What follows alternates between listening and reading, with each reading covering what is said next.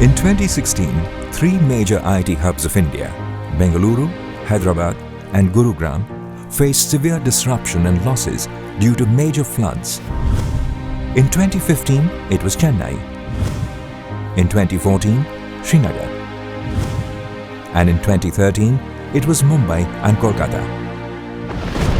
Preceded by intense rainfall that offloads all the season's rain in a matter of few days, these floods have become a recurring feature in major cities and pose a great challenge to city planners the world over. Every now and then, a city somewhere is getting inundated, disrupting public transport, electricity, communications, and the urban economy. From 1995 to 2015, floods have affected 2.3 billion people across the world, which accounts for 56% of all those affected by weather-related disasters.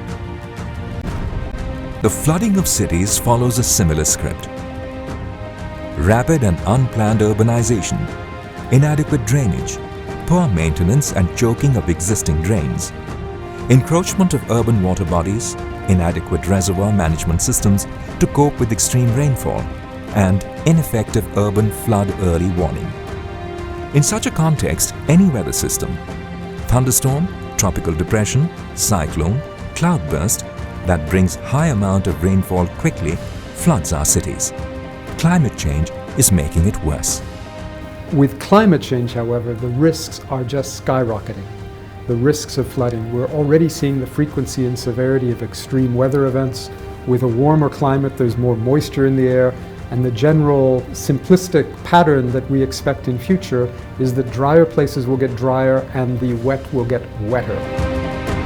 Mumbai experienced its worst flooding on 26th of July 2005 when it received an unprecedented 944 mm of rain within a span of 18 hours. One of the 8 episodes of heaviest rainfalls ever recorded in the world.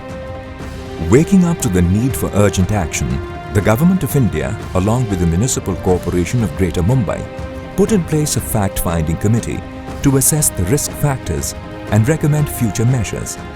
The state spurred into action with a mission. After the 2005 Mumbai floods, the Government of India supported the Brihan Mumbai Storm Water Drainage Project for upgrading the stormwater system. Under this project, 8 pumping stations and 58 different works for upgrading and improving the city's century-old drainage network are being executed.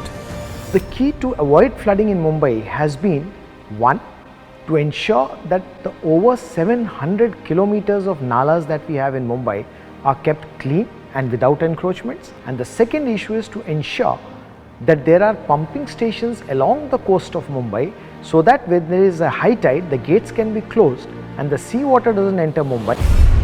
Surat in Gujarat faced a heavy deluge in 2006.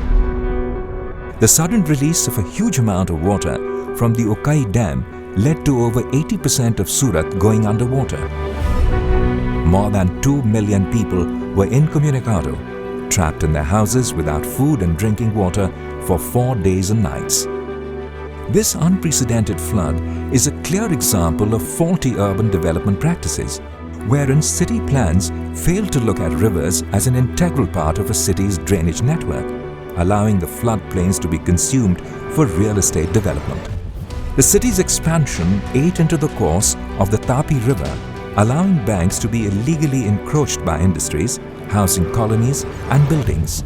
In addition, the increased paving of the surfaces has reduced the recharge into the groundwater, and this has caused extra runoff occurring and contributing to the drains and rivers, which in times of heavy rainfall will eventually overflow and cause severe flooding. Lessons learned from Surat floods were many, but most important was the need for better coordination around management of water. Urban reservoirs too are a significant part of the city landscape. For most part, these reservoirs do not have sufficient water. Although there are guidelines for managing them, there is generally a tendency on the part of civic authorities to store as much water as possible, releasing it only when the stored quantity poses a risk to the reservoir. Regularly carried out risk assessments and well-monitored systems have led to better management of the reservoirs. Surat's new early warning system is now geared towards informing the public. The lampposts have become indicators of water levels. Now, whenever the Ukai reservoir is close to capacity, a warning is sent to all citizens via SMS 48 hours before any water is released. The municipal corporation has a smartphone app through which anyone can track the inflow and outflow of water at the Ukai reservoir. Also, Facebook pages have been started. In short, a proper disaster management plan has been put in place as per the NDMA Urban Flood Disaster Management Guidelines. While there is a need to shore up real-time urban flood early warning systems, wetlands and urban rivers provide natural drainage for flood waters and hence should be preserved. The degradation of rivers across cities has to be stopped. They have to be desilted regularly. In the last 10 years, the work done along the Mithi River in Mumbai and Sabarmati in Gujarat have transformed their banks. The Central Water Commission has taken up a modernization program that uses sensor-based equipment for data collection, advanced computer modeling and satellites for prompt dissemination of early warning. The Atal Mission for Rejuvenation and Urban Transformation, or AMRUT, launched by the Honorable Prime Minister of India, will play an important role in reducing urban flooding.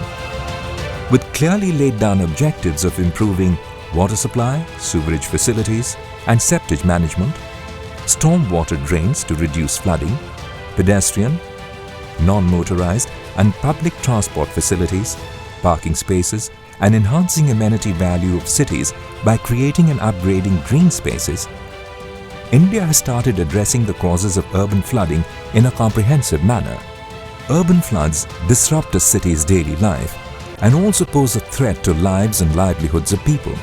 If not challenged by quality preparation and response, they can wipe out decades of development gains in a matter of days.